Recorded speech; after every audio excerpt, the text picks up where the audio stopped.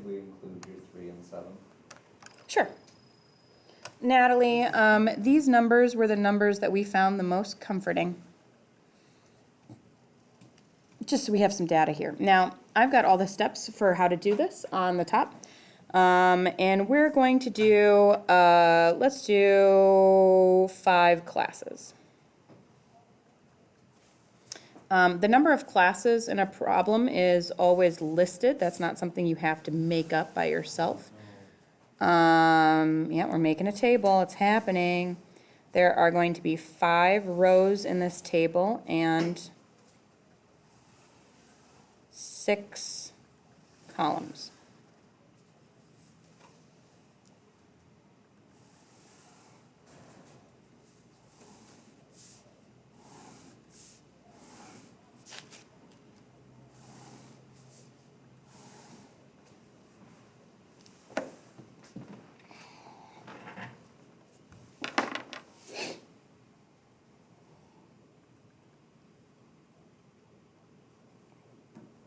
Remember these first 2 weeks kind of suck because it's going to be a lot of me talking. But once we move past the stuff that we already learned in Intro to Stats, then I'll slow up.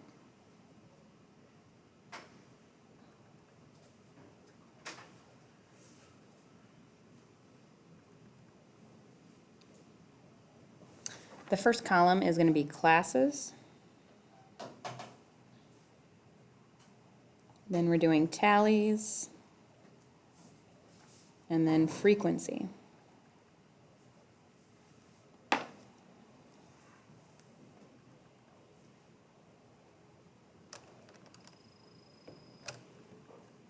In statistics, what does the word frequency mean?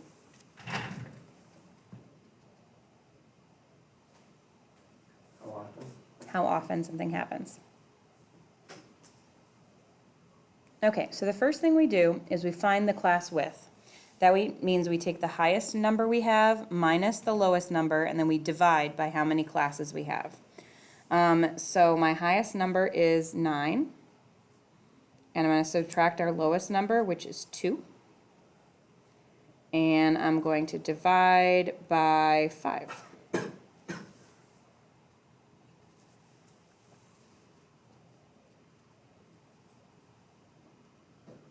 Okay, so that's 7 divided by 5, which is what, 1.4? Correct? And then we are going to round up to the next whole number. Even if it was a full whole number to begin with, like if it hit 2, we'd round up to 3. If it was 4, we'd round up to 5. If it's 4.1, we round up to 5. If it's 4.9, we round up to 5. So even if it's a whole number, you round up to the next one. And that's because if you imagine, like, if we had all the numbers between 1 and 10, even though if you subtract them, it's 9, 10 minus 1 is 9. It's actually a span of 10, because 1, 2, 3, 4, 5, 6, 7, 8, 9, 10. You always forget to count the first and the last one. Okay, so now we're going to start jumping on the left. We start with our lowest number. Our lowest number is going to be 2, so it's 2 through something. And then our class width is 2, which we just found out, so I'm going to start jumping by 2s. 4. Didn't mean to make that an arrow.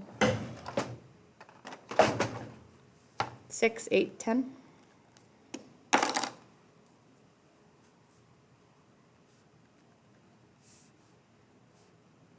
It is possible that you're going to have a class that is empty, like we will this time.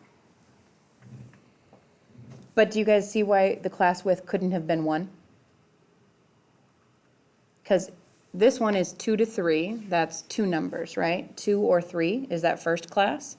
Our next one is 4 to 5, 6 to 7, 8 to 9, and this one also goes up by 2, so that one is also 10 to 11, not just 10 by itself.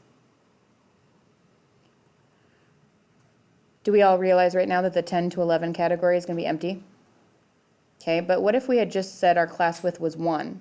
Then we would have started with 2 here, and then 3, then 4, then 5, then 6. We wouldn't have any room for the 7s and the 8s and the 9s, right? So it had to be by 2s.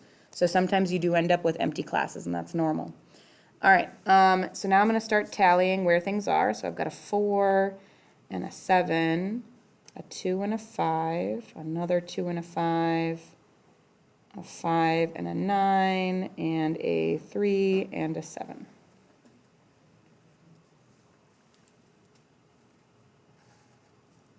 Those of you who were in statistics before, do you remember what this symbol means? Sigma. Sigma, that is capital sigma, is a Greek letter. It looks like an E, kind of with upturned angles. And what does it mean, though? Add everything in that column. Right, it means summation. Oh, I meant to actually put it over here. We'll just make it a big one right there. The frequency is just totaling up what's in those tallies. So this is 3, 4, 2, 1, and 0. If you add those up, that is 7 plus 3 is 10. This is your first checking point where you figure out if you actually got the stuff put in the right places. Georgia, as I'm sure Nathan and Justin and Noah can attest, can attest, if you mess up your tallies and you mess up your data, it really sucks to go back and fix your graphs. So it's nice to figure out that now.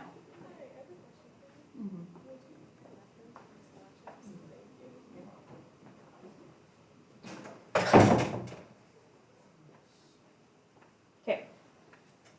So this is the first check where you can see if you did it right. That is what a frequency distribution is. So a frequency distribution is the first 3 columns. An expanded frequency distribution has all 6 columns.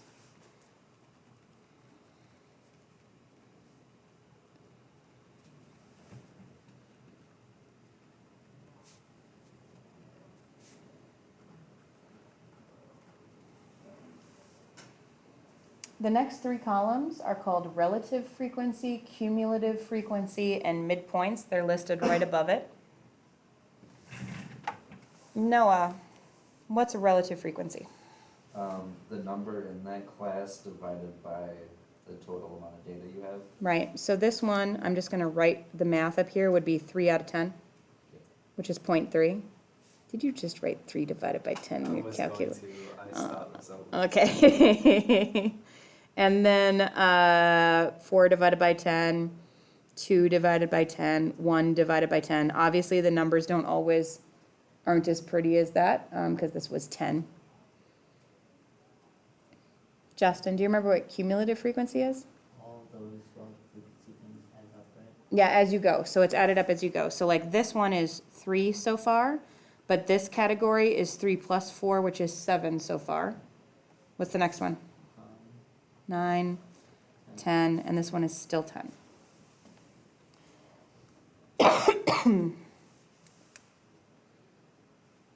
Georgia, how do you find the midpoint of 2 numbers?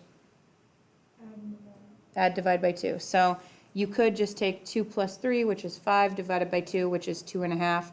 Of course, sometimes you can just look at it, right, and say what's halfway between 2 and 3? 2.5. This one's 4.5, 6.5.